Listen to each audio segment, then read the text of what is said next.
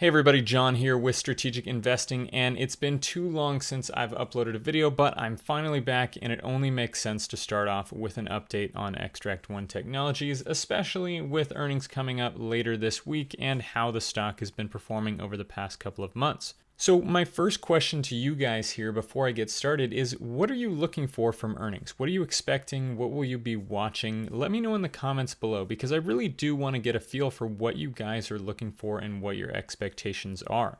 I have my own expectations, and we'll get into that in a second and go over some charts here. But one thing I often see in my Discord server and the Facebook groups is that people are often disappointed with the results. Every earnings, it seems like, over the past couple of years, it never fails. The consensus, at least from the people that are commenting in the groups and whatnot, is that revenue was bad or backlog growth was unimpressive. Now, maybe that's a minority of people that are just making themselves heard in the comments. Maybe those are people just shorting the stock, but I really do want to make sure that people understand the results so that they can put together what, in my opinion, are realistic expectations. So I'm going to go over a couple of things here with the previous financials, then we'll talk about some of these charts here and what I'm looking for in the upcoming earnings.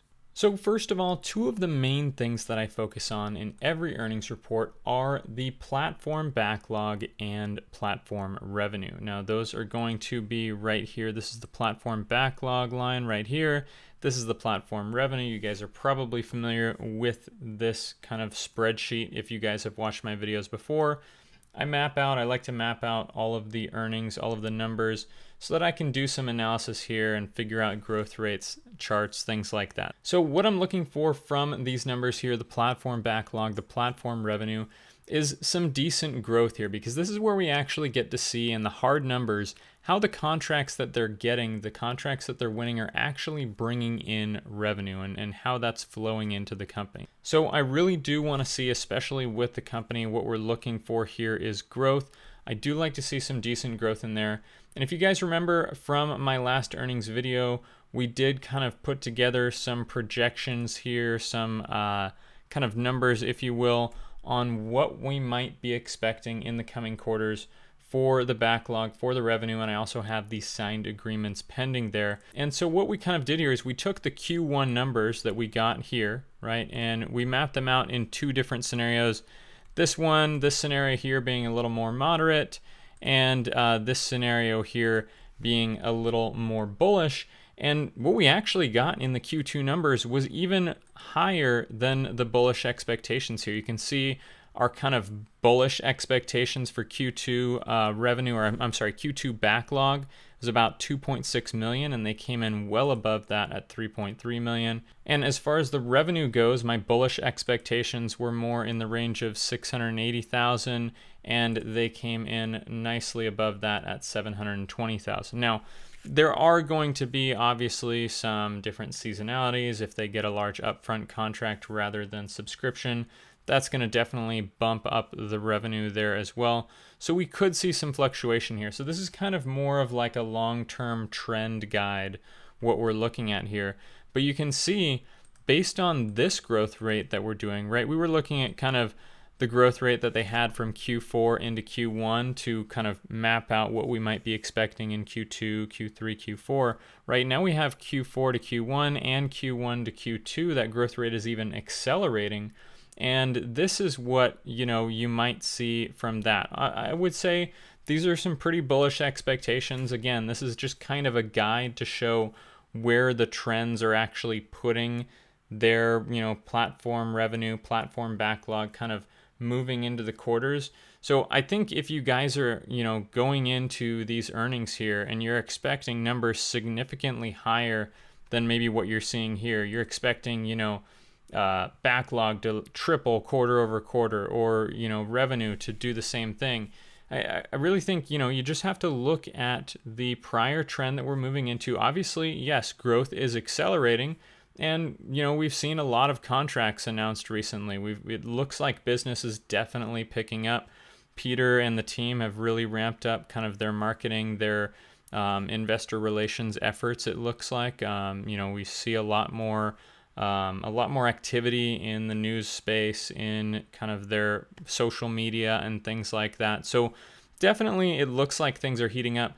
But again, I think, we really still need to go into this with realistic expectations here. So that's kind of just, again, a guide as far as what we've seen in the trends in the previous earnings and what that kind of tells us we might be able to expect. Again, with different seasonality, bumps in the road, whatnot, how they get their contracts, this might not be a good guide specifically from one quarter to the next, but as far as a trend that we might be seeing, I think this can be very helpful in building expectations. Now, the other things that I will definitely be looking at, I'll definitely go over and I'll make a video, as I always do, with all of the numbers here, really analyzing in depth what we saw from the earnings. But a couple of the major points that I want to get into, and this is where we get into kind of these charts here. These charts, I think, are some of the main things that I like to keep track of. And I just want to go over a couple here. So you can see platform backlog, platform revenue, as I just showed you. Those are things that I like to keep track of. I also do like to track the number of contracts because they usually do give us that in the earnings report, in the presentation that they go over in the call. They will usually give a total contracts up until this point. Now, that does include Xtract contracts, right? So if you guys are new to Xtract One, that can get a little confusing, especially now with the name change. I will go over that specifically in my earnings video. But total contracts is just another thing that I do like to watch. And the last chart that I want to go over here is this chart at the bottom right here. And that is the platform revenue generated per dollar of expenses. And so what that means here, what this allows us to see is kind of their path towards break even and towards profitability. Because obviously, in order to break even, you need to be generating $1 of revenue for every $1 of expenses. That way your revenue covers your expenses. And then to be profitable, you need to be making more than $1 of revenue for every dollar of expenses. And so that's what you see here. You can see that over the past 4 quarters here, we have some really nice progress, some really nice growth in that revenue per dollar of expenses. Starting off, Q3 of 2022, around, 2-3 cents or so of revenue per dollar of expenses. Now, just in the most recent quarter, all the way up to almost 17 cents per dollar of expenses.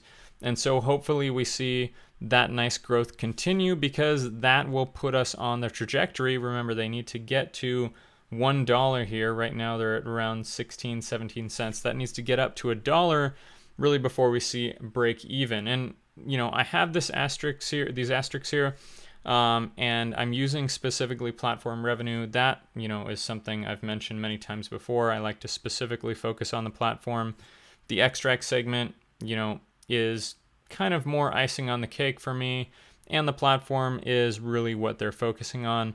The asterisks over the expenses, what that signifies is that I am not using the true expenses. I am excluding stock-based compensation. And so you could almost say, for lack of better terminology, that these are almost like non-GAAP expenses, if you will. Just excluding the stock-based compensation. One, because I do think that is going to change over the next several quarters, several years, and become a much lower portion of overall revenue generated. And 2, because it's not an actual cash expense. And so technically, in order to really break even, you don't technically have to include that stock-based compensation there. So that's just, the reason that there's asterisks over there. But also, again, to kind of compensate for that, if you will, if you're trying to be conservative in your estimates, I am also only using platform revenue, right? So that's not including any other revenue related to the Xtract specific segment. Maybe that does really well. Maybe that, starts to bring in some nice consistent revenue, and that's just icing on the cake, and it speeds up this process even more. But anyway, I will be definitely looking at what that number comes out in here and doing those calculations, making sure they're still on that nice growth path there towards break even and towards profitability, because that's what we all eventually want to see. So those are kind of the main things that I am looking for in these earnings. Obviously looking at platform backlog, platform revenue, looking for some nice growth there, staying on those trends or even increasing possibly. And the same thing for this platform revenue generated per dollar of expense, making sure that they're continuing to manage their expenses well and staying on a nice path, a nice trajectory towards break even and towards profitability. So let me know in the comments below again what you guys are expecting, some of the things that you're looking for in earnings, and I will definitely be doing a video on that. Let me know if there's anything specific you guys want me to cover in that one. Other than that, I will see you guys next time, and have a great day.